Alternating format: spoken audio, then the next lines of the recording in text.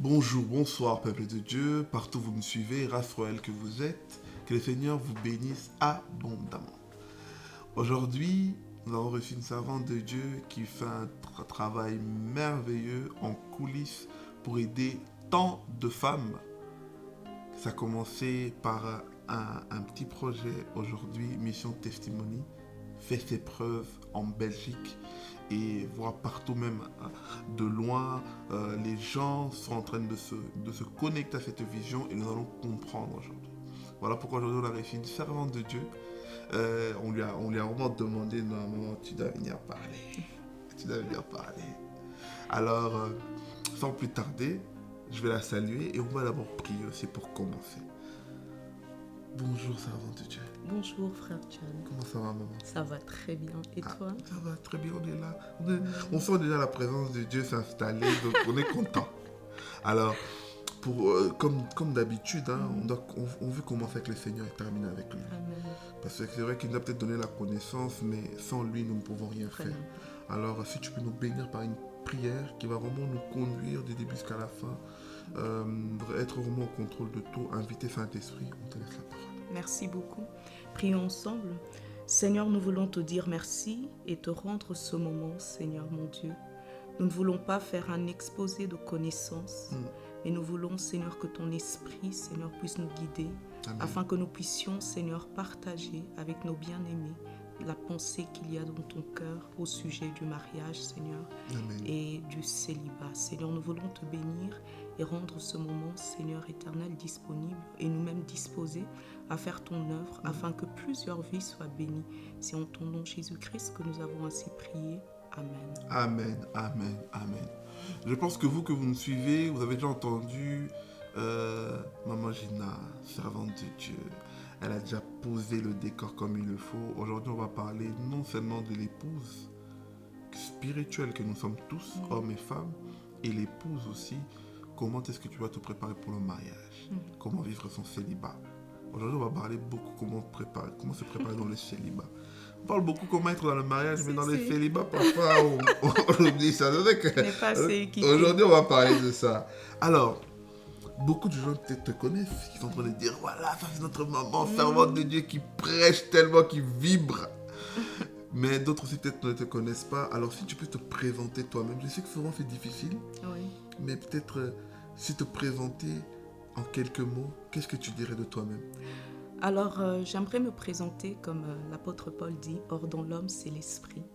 J'aimerais présenter cet aspect de qui je suis réellement. Je suis enfant de Dieu. Je suis sauvée par grâce et je suis consciente du but de Dieu pour ma vie. Et outre ça, je suis épouse et maman de 3 enfants. Amen, amen. Waouh. Né de nouveau depuis bien longtemps. Oui. Il nous a pris très tôt. Gloire à Dieu, gloire à Dieu, gloire à Dieu. Et aujourd'hui, tu as aussi une casquette comme parmi celles qui a eu la vision. Tu as mis ta main à la pâte, tu as réuni plusieurs femmes autour de cette grande vision, mission testimony. Alors, j'aimerais d'abord que tu expliques, avant de parler de la vision, pourquoi mission testimony? Alors, testimony, c'est témoignage en anglais, parce que c'est un mot que le Seigneur m'a donné pour pouvoir en fait exprimer au travers de cette mission ce que Dieu a fait d'abord dans ma propre vie. Je suis un témoignage vivant de la grâce de Dieu dans tout le parcours de ma vie, parce qu'il faut savoir que j'ai attendu 8 ans pour avoir des enfants. Wow. Et le Seigneur, outre ça, a guéri mon mari d'un cancer. Et j'ai une vie de témoignage, plusieurs témoignages comme ça, vraiment de la grâce de Dieu. Voilà pourquoi, lorsque le Seigneur m'a donné cette mission, il m'a dit, tu l'appelleras testimony, pour que d'autres femmes aient aussi une vie de témoignage. Amen, amen, amen. Waouh. Et donc, tu as déjà martelé une bonne partie de la vision, mais je te le poserai quand même. Quelle est peut-être la vision principale, tu l'as dit, mais quelles sont maintenant les missions que Mission Testimony a établies aujourd'hui, qui exercent, parce qu'on voit maintenant des activités par-ci par-là. Si tu peux nous nous en résumer quelques-unes? Testimony, pour faire simple, c'est la réponse de Dieu pour ma génération. Parce que Testimony a pour but d'élever les standards de l'Évangile par un message sur la grâce de Dieu, qui est centré sur la grâce de Dieu et l'amour de Dieu, afin que plusieurs personnes soient conscients du but de Dieu pour leur vie, en fait. Et Testimony va aller aussi traiter tout ce qui est aspect du mariage, mais pas simplement le mariage de l'homme et de la femme, mais aussi le mariage que nous avons avec Christ et l'époux. Amen. Et Testimony vient aussi pour rendre conscient les personnes pour qu'elles puissent installer la vie de prière dans leur propre maison. Et pour cela, donc, nous avons mis en place la prière matinale. D'ailleurs, la mission Testimony a commencé sur cette forme embryonnaire de la prière matinale. D'accord. Nous prions à raison de 5 fois par semaine, donc du lundi au vendredi, de 5h30 à 6h30. Plusieurs femmes connectées par le monde prient, et pas simplement sous ces heures-là spécifiquement, mais elles ont emmené le feu de la prière dans leur maison et dans leur quotidien. C'est vraiment ce travail que nous faisons. Et en plus de cela, nous préparons les sœurs, les célibataires, en vue du mariage, parce que ce qui rend parfois le mariage compliqué, c'est un manque de préparation. Amen. Amen. Et Clairement. tu verras que dans la Bible, j'ai tellement d'exemples, mais je vais juste en prélever un seul. Lorsque Ruth est avec Naomi, vous voyez que Ruth doit entrer dans un héritage du mariage avec Boaz, mais il a fallu que Naomi puisse en fait la mentorer, puisse lui dire ce qu'elle doit faire pour qu'elle soit cette personne vraiment préparée pour ce mariage. Et c'est ce que nous faisons par la grâce du Seigneur. Amen, amen. Waouh. Moi, je te demanderai personnellement, dans les questions qui vont suivre, si tu peux, de temps en temps, n'hésite pas d'ouvrir des brèches, des témoignages personnels. Okay. Donc, ça va permettre un peu de pouvoir illustrer. On est parce spontané. Que, voilà, vraiment spontané. Pour que la personne qui nous suit aujourd'hui ne se dise pas, mais oui, mais qu'est-ce qu'elle nous raconte, est-ce qu'elle l'a expérimenté? J'aimerais que le peuple comprenne que ce qu'on va parler aujourd'hui, ça a été expérimenté. Donc, ça veut dire que c'est un chemin que toi-même tu es passé par là. Et tu as vu que Dieu est bon. C'est vraiment, comme on dit, goûter le Seigneur, tu l'as vraiment goûté et tu sais que non, il est vraiment bon. Et lorsqu'on s'attache à lui, on permet qu'il soit la troisième personne dans notre relation, dans les couples entre l'homme et la femme. Dieu fait vraiment du bien. Alors, avant de parler du mariage, j'aimerais qu'on puisse parler de la préparation, comme tu as dit. Que vous préparez les femmes, parce que souvent en fait on a un peu du mal, surtout les célibataires aujourd'hui, parce qu'on l'en voit de plus en plus où les jeunes sont célibataires, où ils ont un proposant mais ils ne savent pas ce qu'ils peuvent faire, ils ne savent pas ce qu'ils doivent faire, on les apprend, on les interdit, fouiller l'impudicité, ceci, cela, mais qu'est-ce qu'ils peuvent faire? Alors, j'aimerais vraiment que tu puisses prendre le temps par rapport à ça. Comment vivre pleinement en Christ, d'abord son célibat, et comment mieux se préparer pour pouvoir en fait occuper son célibat, d'abord quand on est seul, sans même rencontrer une personne, avant de parler de la rencontre. Du mariage, de la rencontre. Comment vivre seul en fait, et vivre ça bien. Ok. Alors, je pense que le célibat n'est pas la salle d'attente du mariage. J'aimerais que tu insistes. Le célibat n'est pas la salle d'attente du mariage. Amen. Le célibat est une vie, est un moment bien spécifique dans la vie d'un homme, d'une femme, qu'il faut vivre pleinement. Alors, je suis consciente des enjeux parce que il n'y a pas que des célibataires qui viennent de l'adolescence à l'âge adulte et qui attendent le mariage, mais il y a des personnes qui deviennent des célibataires malgré eux, parce qu'ils ont été en couple et l'un des conjoints est décédé, donc ils sont forcés à être célibataires. D'autres, donc les conjoints sont partis, d'autres qui sont divorcés et qui avaient une vie maritale active, ils se retrouvent du jour au lendemain célibataires.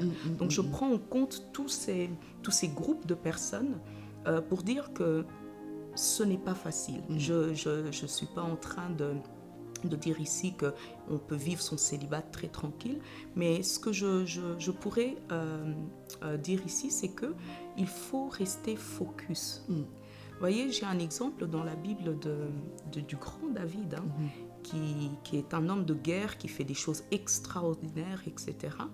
Mais un jour, il était en manque d'activité. Et lorsqu'il est en manque d'activité, David va aller voir quelque chose qu'il n'avait même pas remarqué auparavant lorsqu'il était actif. Et donc moi, ce que je préconise pour les personnes célibataires, qu'on soit célibataire pour une raison dont on n'a pas voulu, etc., c'est de rester actif, de rester focus sur quelque chose. Parce que quelqu'un qui travaille n'a pas le temps de la distraction. Clairement. Amen. Amen. Et il faut occuper, j'ai envie de dire, son célibat. En faisant quoi? Déjà en reconnaissant l'appel de Dieu sur sa vie, premièrement. Et ensuite, quand on reçoit l'appel de Dieu, on ne se lève pas, on s'en va. Non, on se prépare, on commence à se préparer. Et tout ça va générer du travail et ça va nous empêcher en fait de pouvoir avoir le focus uniquement sur le mariage. Et ça va nous aider en fait à nous construire nous-mêmes en tant que personne. Parce que le mariage est d'abord spirituel. Et si on ne prend pas le temps de pouvoir nous équiper nous-mêmes en tant qu'enfants de Dieu, en tant que personne dans le Seigneur, on va aussi aller échouer certainement dans le mariage parce qu'on n'aura pas compris en fait qui on est. Alors le célibat, c'est un moment où on essaye de se découvrir. Lorsqu'on essaye de se découvrir, ensuite on travaille sur nous-mêmes. On travaille sur notre aspect spirituel, mais aussi sur notre aspect physique. On essaye de comprendre qui on est, comment est-ce qu'on fonctionne, et ce qui est pas bien, de pouvoir l'arranger, de pouvoir nous équiper aussi intellectuellement. C'est pas un problème. Pouvoir nous équiper, parce que les hommes aiment bien, ou bien vice-versa, les hommes et les femmes seront intéressés d'épouser quelqu'un qui a de la jugeote, qui réfléchit. Clairement. Donc c'est un moment où on peut tellement être occupé à investir sur nous-mêmes, que ça va nous éloigner du focus du mariage. Je veux absolument me marier. La frustration là. Certaine. Parce qu'aujourd'hui, c'est vrai qu'il faut le dire, on a des chrétiens de plus en plus frustrés. Oui. Et est-ce que la frustration là, elle est créée aussi parce qu'ils entendent tout le temps message mariage, et ils ne se marient pas, et les frères ils viennent ou la sœur il vient, ils ne trouvent pas la bonne personne. Comment aussi aider ces personnes-là, malgré qu'ils entendent le mariage, mais qu'ils comprennent que peut-être sa saison n'est pas encore arrivée? Oui, l'apôtre Paul va dire quelque chose dans la parole du Seigneur. Il va dire que celui qui marie sa fille fait bien, mais celui qui ne la marie pas fait mieux. C'est paradoxal.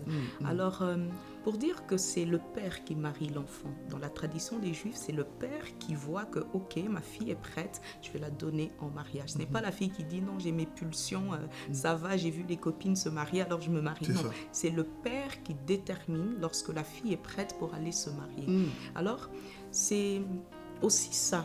Le problème, c'est qu'il y a une préparation en amont, parce que le mariage reste spirituel. Amen.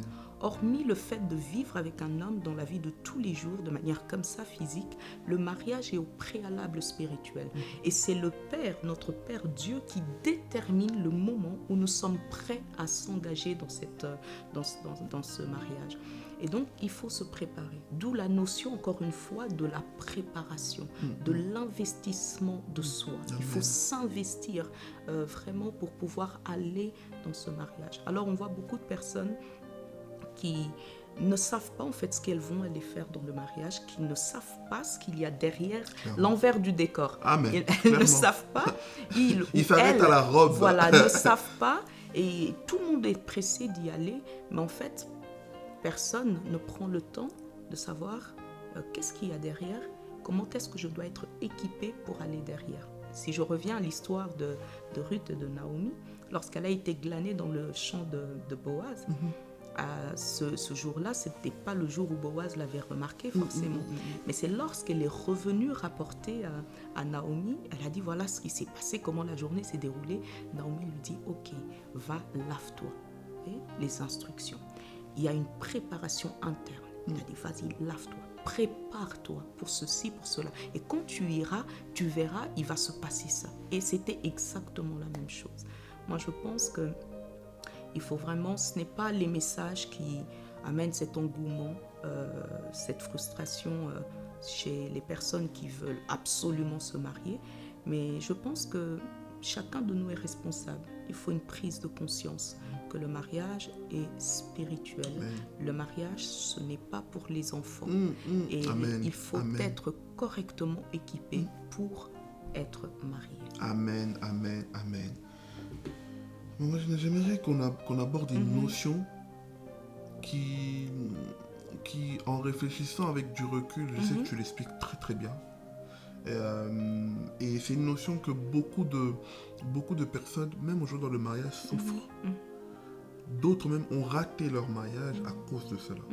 Et d'autres sont ils sont en train de se poser la question. Je pense que c'est quand même quelque chose qu'en l'abordant, ça peut être une boussole où certains pourront se positionner pour savoir un peu est-ce que je suis vraiment prêt ou pas.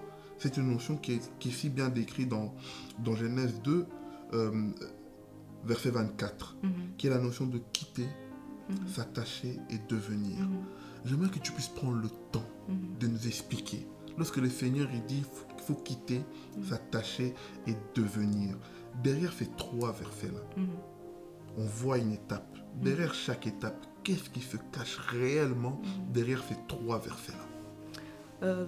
En fait, pour répondre à cette question, c'est la première fois dans la Bible où le Seigneur, après avoir créé l'homme et la femme, il va leur dire quelque chose de fort concernant en fait le fait qu'ils soient à 2. Parce qu'Adam était seul, ensuite Ève est venue et il a commencé à déclarer ces choses sur eux. Et le Seigneur, en fait, ici, vient de donner le mode d'emploi du mariage dans Genèse 2, 24. Le mode d'emploi du mariage. Alors, qu'est-ce que le Seigneur est en train de dire à l'homme et la femme? Il leur dit, premièrement, de quitter, de s'attacher. Ensuite, vous allez devenir. Et dans la notion de quitter, lorsque j'ai été voir le mot quitter, lire dans les textes originaux, pour vraiment saisir en fait la première pensée, parce que c'est écrit en hébreu, l'Ancien Testament est écrit en hébreu, le Nouveau Testament en grec.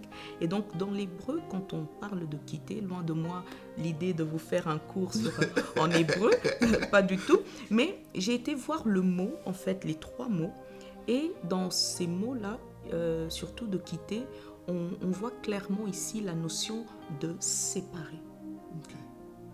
De séparer. Encore plus fort, d'abandonner. Alors, il faut comprendre que quelqu'un qui va dans le mariage doit quitter. Amen, amen. Alors, si on est d'accord avec moi, vous allez, on va dire que nous sommes tripartites, nous sommes esprit, nous sommes âme et nous sommes corps. Et le fait de quitter doit être dans ces 3 dimensions de l'être. Amen. Ouais. Spirituellement, lorsque on doit s'engager dans le mariage, il faut quitter carrément ces traditions, parce qu'on vient tous de quelque part, on vient tous de nos traditions, on vient tous de nos coutumes, et c'est la première notion qu'il faut faire. Il faut se détacher de tout cela. Amen. Pour partir vers autre chose, se détacher spirituellement de la maison de notre Père, des choses spirituelles qui ont été dans la maison du Père. Vous voyez, Jacob est en train de prendre ses femmes et il est en train de partir vers une autre vie. Mais l'erreur qu'une d'elles commet, elle prend les dieux de son père, elle s'en va avec. Alors plusieurs personnes vont aller rencontrer des difficultés dans leur mariage plus tard, parce qu'en fait elles sont sorties avec quelque chose qui appartient à la maison de leur père. Et ça va faire qu'à un moment donné, ces choses-là vont être réclamées. Voilà pourquoi c'est important de quitter premièrement spirituellement. Amen. Amen. Ensuite, la deuxième dimension, c'est quitter dans la dimension de l'âme. Voyez, on vient tous de quelque part, on a tous peut-être des histoires, etc. Il faut se détacher de toutes ces choses, abandonner toutes ces choses. Parfois, on a des relations amicales, etc. Où quand on rentre dans la saison du mariage, ces relations ne conviennent pas avec la nouvelle vie qu'on a. Mais beaucoup de personnes, non, c'est mes amis, j'ai grandi avec eux. je ne peux pas les abandonner, etc. Mais le mot quitter veut dire abandonner. Amen. Donc, il faut abandonner. Donc, en quelques mots, celui qui n'est pas prêt à abandonner, quelque part, tu n'es pas prêt à être marié, faut le dire. Voilà. Wow. Voilà. Et il faut abandonner. Abandonner ses habitudes. Vous voyez, il y a des personnes, moi je ne peux pas changer, je suis comme ça, j'ai toujours fonctionné comme ça. Quand on souhaite se marier, il y a des habitudes qu'il faut abandonner. Amen. Il y a des caractères qu'il faut abandonner. Amen. Maman insiste. Il y a des caractères, c'est surtout ça, papa. Amen. C'est surtout ça dans le mariage, c'est les caractères. C'est la confrontation des caractères qui font que ça ne marche pas. Et quand on ne sait pas abandonner pour dire que ça va me poser problème plus tard, on n'est pas prêt. Il faut abandonner. Ça me fait penser aux personnes qui viennent. Ah oui, moi, ma maman m'a dit ça. Mon papa m'a dit ça. L'autre aussi, mon papa. Ça veut dire qu'ils viennent en fait avec des acquis. Ouais. Ils viennent pas en fait vide pour commencer leur histoire. Ouais. Donc, ça veut dire qu'ils ont. Donc, jusque là, ils n'ont pas encore abandonné ces personnes-là. Non, ils n'ont pas abandonné parce qu'en fait, le mariage, c'est un terrain neutre dans lequel on vient bâtir quelque chose. Amen. Et chacun, certainement, va venir avec ses matériaux, mais il faut voir lequel est utile pour bâtir l'édifice où vous allez habiter. Amen. Wow. Et si chacun vient en considérant que ses matériaux sont les meilleurs, il y aura confrontation. C'est pas possible. Il faut faire ce qu'on appelle concilier. Il faut en fait se dire, ok, ça, c'est un matériau que j'ai, mais ça ne va pas aller ici pour construire en fait cette bâtisse. Alors je dois l'abandonner.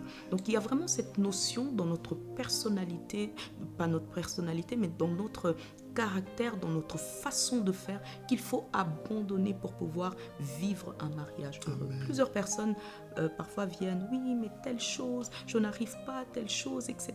On a difficile pour ci, pour ça. Mais tu te rends compte que tu dois abandonner ce caractère. Mais non, j'ai toujours fonctionné comme ça. Mais tu sens bien que ça ne marche pas. Il faut l'enlever. Mais c'est là la difficulté. Donc, émotionnellement, il faut quitter. Il faut se séparer. Amen. Il faut se séparer. C'est pour ça que le mariage, je vais le répéter, je pense jusqu'à la fin de l'émission, ce n'est pas pour les enfants. Amen. Non. Amen, amen, Ce amen, n'est amen. pas pour les enfants. Alors, si on est capricieux et croire que ce que nous avons, nos acquis, sont les meilleurs, C'est fini. c'est pas possible de bâtir. C'est beaucoup de concilier, c'est beaucoup de remise en question et c'est beaucoup de réflexion. Amen. Alors, quand on voit que ce qu'on a apporté, ce n'est pas bon, on le retire pour pouvoir permettre à notre édifice d'être bien bâti. Et quitter aussi, c'est physiquement. C'est dans les choses, par exemple, qu'on a acquises dans la maison de nos parents. Par exemple, le désordre, il y a des gens qui ont l'héritage du désordre. Le désordre, la saleté, etc. Donc, le manque de ceci, de cela, il y a des personnes qui n'ont pas été dans l'habitude de travailler, d'aider, etc. Alors le mariage, c'est plus l'entraide et tout. Et physiquement, tu n'as pas ça, tu n'as pas cette aptitude, ces réflexes d'aider l'autre. Et bien ça aussi, il faut abandonner. Il faut être une personne qui met la main à la pâte parce que ça contribue au bien-être du foyer. Amen. Et si on se dit non, chez moi, je ne faisais pas ça, chez nous, c'est la femme qui fait la vaisselle, etc. À un moment donné, avec le rythme que nous avons ici en Europe, ça va buter, ça n'ira pas. Amen. Maman, pendant que tu parles, il y a deux mots qui me montent à cœur. Le pardon et supporter. Ouais. J'ai l'impression que dans notre génération ici, ce sont ces deux choses-là qui, surtout quand on est dans une relation, on pense que tout est beau, tout est rose. Et quand on commence à être buté à des complications, à des choses, on garde ses blessures, on ne veut pas pardonner. J'ai pardonné, mais je n'oublie pas. J'ai pardonné, mais je garde ça en mémoire. Et surtout, supporter l'insupportable. Tu avais dit quelque chose au début. Tu as attendu 8 ans. C'est-à-dire que pendant 8 ans, tu as supporté l'insupportable. Tu as as supporté les regards des autres. Tu as supporté la pression de nos familles qu'on aime beaucoup. Hein? On aime beaucoup. Hein? Voilà. Tu as supporté cette pression-là. Tu as supporté les questionnements que de ton mari. Peut-être tu t'es dit, même s'il ne le dit pas, est-ce que tu as supporté tout ça. Est-ce que tu peux marteler sur ce mot-là? Qu'est-ce que tu peux dire à quelqu'un? Ça, c'est vraiment quelque chose où j'aimerais que tu regardes la caméra. Adresse-toi à une personne qui est dans le mariage. Que peut-être ce mot-là, pardon, ce mot-là supporté aujourd'hui, il ou elle ne réalise pas l'ampleur que ça peut arranger même. Ça peut même réparer le problème qu'ils sont en train de vivre actuellement. Qu'est-ce que tu peux dire à cette personne-là? Et peut-être même à la fin, si Dieu te met à cœur de prier pour cette personne-là, parce que je sens que derrière cette caméra, il y a une personne qui nous regarde, qui est en train de vivre un combat terrible dans son mariage, qui ne voit pas d'issue, mais peut-être que ces deux mots-là, le conseil à travers ces deux mots-là peut l'aider. Qu'est-ce que tu peux dire à cette personne? Alors nous sommes dans un temps, dans une période, dans une époque où c'est du fast-food, c'est du vite fait, où on est dans une société de consommation également, où lorsque les choses ne sont plus à notre goût, ne nous correspondent plus, eh ben, on a facile à prendre et jeter à la poubelle. Or, le mariage, et même dans la pensée de Dieu, est tout à fait différente de cela. Parce que vous allez comprendre que Dieu, lorsqu'il a créé, Dieu n'a pas créé encore. Il a créé pendant 6 jours, oui, et ensuite il s'est reposé. Et il a laissé ce qu'il a créé se perpétrer et se répéter en fait. Amen. Et il a laissé à l'homme de cultiver ce qu'il avait déjà créé plus tôt. Alors, je m'adresse à quelqu'un, à un couple peut-être, qui est en train de vivre ce que le frère John vient de dire, l'insupportable, qui est en train de vivre l'insurmontable. J'ai envie de te dire, ne laisse pas tomber, ne jette pas à la poubelle, parce que le Seigneur est celui qui peut rebâtir sur des anciennes ruines. Le Seigneur est celui qui peut prendre le vieux, ce qui est abîmé, et le rendre nouveau, le restaurer. Amen. Alors ne perds pas courage si tu traverses des moments difficiles au sein de ton couple, de ton foyer, où tu te dis non, je laisse tomber, je laisse à la poubelle, etc. Crois que le Seigneur est capable de pouvoir restaurer. Et j'aimerais que tu puisses aussi persévérer, parce que la persévérance est la notion de Dieu. Amen. Parce que la Bible dit à celui qui persévérera. Et donc on a vraiment cette obligation en fait et cette recommandation de pouvoir persévérer dans les épreuves, persévérer lorsque les choses ne vont plus, et croire aussi par la foi que le Seigneur est celui qui peut apporter un vin nouveau, Amen. qui peut apporter quelque chose que tu n'as même pas peut-être pensé vivre à nouveau, mais le Seigneur est capable de le faire. Alors, comme tu me l'as demandé, je vais peut-être prier. Vous savez, frère John, on donne que ce qu'on a. Amen. Par la grâce du Seigneur, ça fait ici, dans quelques mois, ça va faire 18 ans que je suis mariée. Wow. Et vous pensez bien qu'en 18 ans de mariage, frère John a dit, il y a eu des choses qu'on a dû supporter, qu'on a dû patienter, qu'on a dû diluer en nous-mêmes pour que nous puissions y arriver. Alors j'aimerais que cette même grâce qui m'a été faite, parce que je ne pense pas que c'est par moi-même, mais c'est par l'aide du Seigneur, parce que j'ai compris et j'ai voulu que le Seigneur puisse nous aider, alors le Seigneur l'a fait. J'aimerais aussi prier pour que cette même grâce, au travers de cette émission, parce que je pense que les caméras ne vont pas arrêter la grâce de Dieu. Amen. Si tu te connectes vraiment au son de ma voix et à la grâce qu'il y a dans cette émission, tu vas recevoir ta part. Alors j'aimerais prier pour quelqu'un qui traverse ce moment difficile. Seigneur mon Dieu, je prie pour mon frère, ma soeur, je prie pour ce couple, Seigneur, qui est en train de traverser, Seigneur, un moment difficile. Seigneur mon Dieu, puisses-tu, Seigneur éternel, mon Dieu, d'abord leur rendre conscience, Seigneur éternel, que leur premier ministère, que leur, Seigneur, premier héritage, Seigneur, est le foyer dans lequel tu les as placés.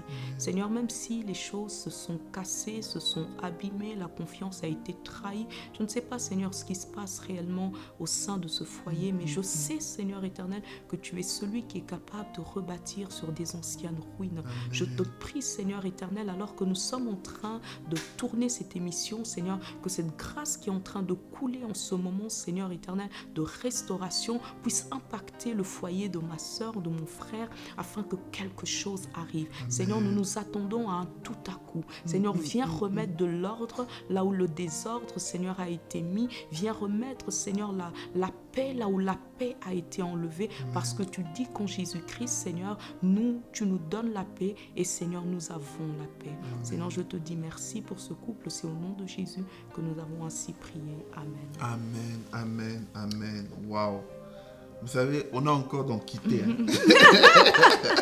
Il y a encore des mots. Est-ce qu'on va finir? Amen. Mais j'aimerais directement qu'on rebondisse parce que Dieu donne l'intelligence de pouvoir vraiment contenir ce message comme il le faut, parce que ces trois notions, je pense qu'elle est très importante. Et alors, s'attacher.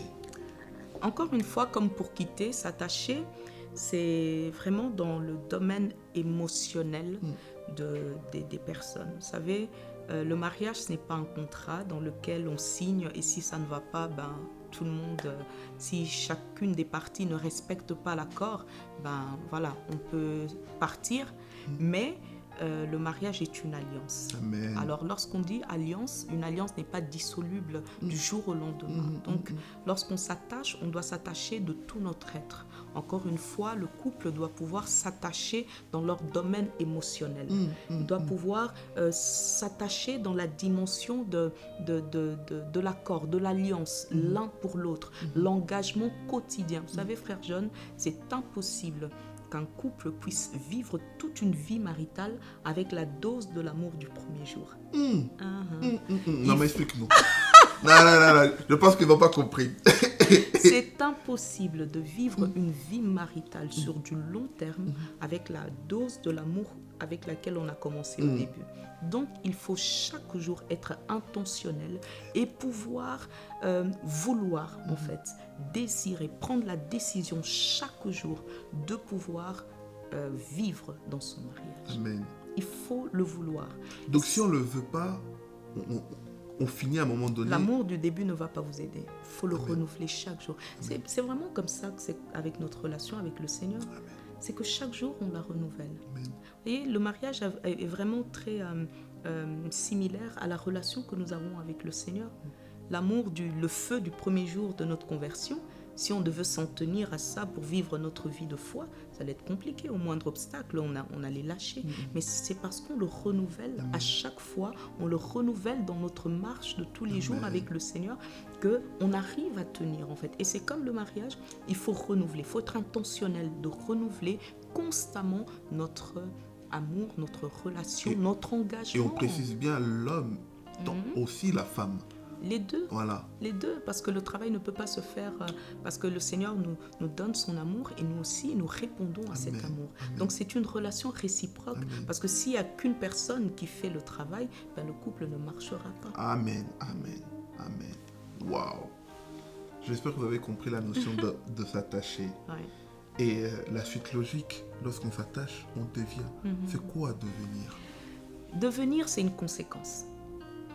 C'est la conséquence de quitter, de s'attacher et ensuite on devient.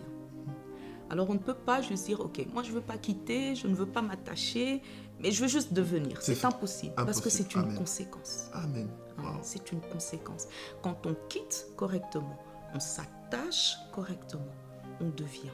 En fait, ça coule.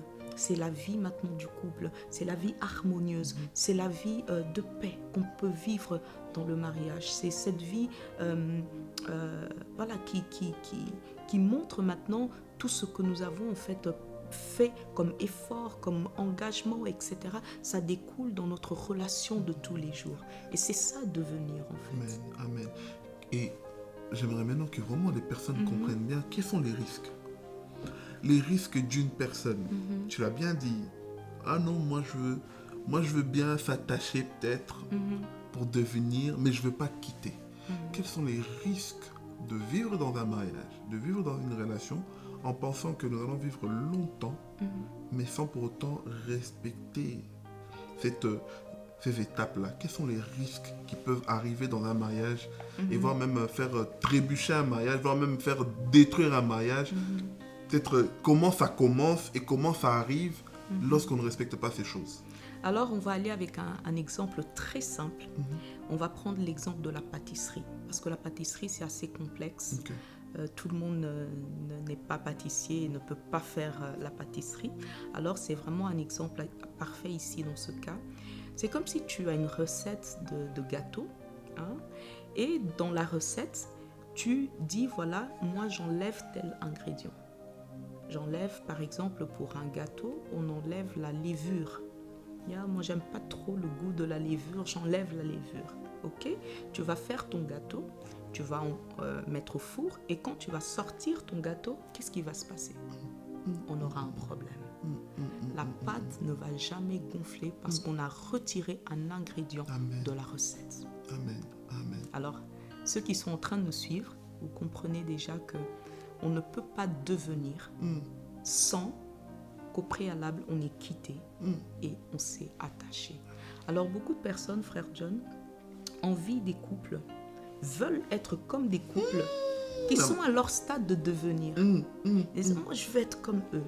Non, ils sont juste en train de vivre la conséquence d'un travail qu'ils ont fait en amont. Amen. Voyez? Parfois, on convoite juste. C'est ça. On est là, oui, mais moi, je veux être comme ça. Il faut que tu sois plus comme ça. Parce que j'ai vu des femmes à réclamer, par exemple, à leur mari, oui, je veux plus que tu fasses ça. Je veux plus qu'on soit comme ça. Non, on ne peut pas devenir comme ça sans qu'au préalable, on ait travaillé sur certains aspects de notre vie. Amen. Amen. D'où notamment quitter et s'attacher. Amen. Amen. Toi, tu ne veux pas t'attacher. Tu fais des choses en solo, ton mari n'est pas au courant, ta femme n'est pas au courant. Tu vis, en fait, vous vivez comme des colocataires et vous voulez devenir, c'est pas possible. Mais tu sais que tu viens d'ouvrir une parenthèse aujourd'hui qui est très importante que notre génération subit. On envie les gens dans les réseaux sociaux. Oui. On envie les serviteurs de Dieu dans les réseaux sociaux. On envie le couple parfait dans les réseaux sociaux. Mais on oublie que ces couples-là, pour devenir ceux qu'ils sont, ils ont fait un travail.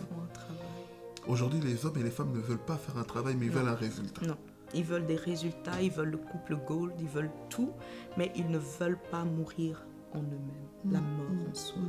Ils ne veulent pas faire ce travail pour devenir. Waouh. Et il y a une des notions que j'aimerais que l'on puisse ouvrir, la notion de la soumission. Que cette notion, je me rends compte aussi, certaines femmes, voire même, commencent à même à... Tellement qu'ils l'ont mal compris, ils viennent dans un mariage en mode rebelle. Moi, je ne veux pas me soumettre, parce que le mot a été mal compris déjà. Et les hommes aussi viennent aussi dans le mariage en mode défi. Moi, je vais la faire soumettre, parce que le mot a déjà été mal compris. Donc, on est dans une génération où déjà les mots sont tellement mal compris de part et d'autre. Et quand on vient dans un mariage, il y a choc. Parce que le mot est mal compris. Alors j'aimerais vraiment que toi, en tant que maman de multitudes, et tu as pris le temps de conseiller, de former les hommes et les femmes dans cette notion de mariage, en simple mots, comment est-ce que tu pourrais expliquer cette notion de soumission? Alors, notre génération, comme tu le dis, transporte avec elle beaucoup d'informations erronées, mais aussi beaucoup de traînes des casseroles. Les gens vont dans le mariage avec des casseroles, des déceptions, des relations antérieures, etc., qui font qu'ils viennent positionner. Voilà. La Bible dit que l'homme va aimer et la femme, la réponse à l'amour, c'est la soumission. C'est ça. Mais avant ça, il faut comprendre que si on doit décortiquer le mot soumission, on entend soumission. Voilà. Et la femme qui va être soumise, c'est une femme en fait qui va devoir adhérer à une vision. Parce que lorsqu'on parle de mission, c'est qu'il y a une vision. Amen. Voilà. Alors, elle va devoir se soumettre à une vision.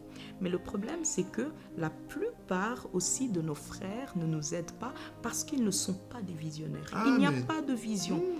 La femme, son travail, c'est venir en fait pour aider une mission à s'accomplir, aider une vision. Mais quand il n'y a pas de vision, c'est là qu'il y a des problèmes. Mais tu veux que la femme se soumette alors qu'il n'y a pas de vision? Pas de vision. Comment on va se soumettre quand il n'y a pas de vision? Alors, ça va dans les deux sens. La soumission, en fait, c'est comprendre qu'on vient se placer sous la mission de quelqu'un. Aider cette personne à accomplir quelque chose. Vous voyez, à aider cette personne à accomplir quelque chose. Et ce quelque chose, c'est au sein de notre foyer. Et la soumission est loin d'être le fait d'être écrasé ou bien obéir au doigt et à l'œil. Ce n'est pas du tout ça. Mais en fait, c'est de comprendre, de se placer dans la position de l'aide, de celle qui aide. Vous savez, parfois, quand on voit les bateaux et tout ça, on voit le capitaine, mais on voit aussi quelqu'un qui est à côté, qui en fait aide ce capitaine à bien diriger le bateau. À prendre les bonnes décisions. Oui, et surtout, par exemple, quand il y a des vents contraires, c'est cette personne à côté qui va dire, ok, on va lever les voiles après avoir fait des calculs de cette position, de sorte que le vent ne puisse pas faire chavirer le bateau, etc.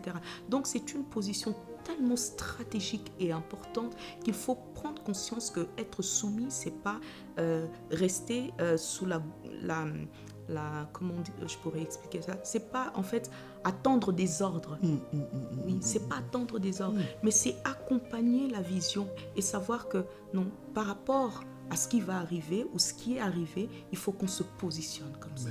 C'est vraiment, j'ai envie de dire, c'est même une belle mission. Yes. C'est même une belle mission parce qu'au final, le capitaine, il est juste en train de faire naviguer son bateau, mais c'est la personne qui est à côté qui est un peu la tête pensante de l'histoire. Amen. Et c'est vraiment une très belle position. Quand on est en paix avec ça et qu'on comprend ça, on le vit très bien. On le vit très très bien. Il n'y a pas du tout de position à être soumise ou bien du mal à être soumise. Waouh. C'est vrai que l'image toujours du bateau de celui qui... Ça veut dire qu'il est même capable de comprendre la vision autant que le capitaine, voilà, et aider le capitaine d'arriver au bon port de la vision. Et quand le capitaine prend des mauvaises décisions, on peut même être cette voix qui conseille, qui dit par rapport à la vision que tu m'as dite, par rapport à la vision qui est écrite, je pense qu'on est en train de partir vers la perte. Redressons-nous. Voilà. Et c'est ça qui crée une relation de couple harmonieuse. Amen. Parce que ce n'est pas la soumission, l'écraser, faire obéir au doigt et à l'œil. Ce n'est pas du tout ça. Mais c'est vraiment comprendre qu'un couple est en mission sur la terre. Nous sommes en mission. Et c'est d'ailleurs la raison pour laquelle Dieu unit un homme et une femme. Amen. Pour pouvoir, au travers d'eux, accomplir une mission. Et si on ne comprend pas ça, on sera dans les bagarres et croire que, voilà, je suis plus grand, tu es plus petit, et essayer de se positionner dans le couple. Moi, je suis devant, tu es derrière. Non, ça devient une compétition entre l'homme et la femme. On est juste en équipe pour accomplir une mission. Amen, amen, amen, amen. Waouh. C'est tellement fort parce que, tu sais, pendant que tu parles, j'ai même des couples qui me viennent en tête, en fait, où tu vois que, en fait, c'est parce que, quelque part, ils n'ont pas compris la vision. Et la soumission pour eux, c'est comme si, voilà, j'ai un adversaire que je dois faire taire. J'ai un adversaire que je dois écraser. J'ai un adversaire que je dois dompter. C'est ça. C'est ça. Donc, il y a une rivalité, en fait, dans les couples.